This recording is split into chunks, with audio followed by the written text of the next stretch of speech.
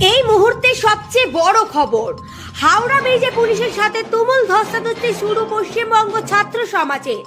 পাল্টা জল কামান এবং কাঁদান গ্যাস ছুটছে পুলিশ প্রশাসন। আরজিকর কাণ্ডে নির্যাতিতার বিচার চেয়ে আজ পশ্চিমবঙ্গ ছাত্র সমাজের নবান্ন অভিযানে তুলকালাম পরিস্থিতি।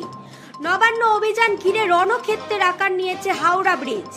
পুলিশের তরফে উপযুক্ত ব্যারিকেড গড়ে তোলা হলেও তা ভেঙে এগোতে থাকে আন্দোলনকারীরা। গার্ডরেল ধরে এগোতে শুরু করেন শত শত মানুষ।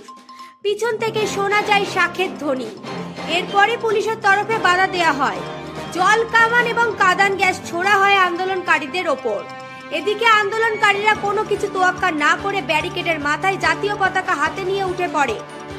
এমনকি ব্যারিকেড ভেঙে ফেলারও চেষ্টা করেন আন্দোলনকারীরা।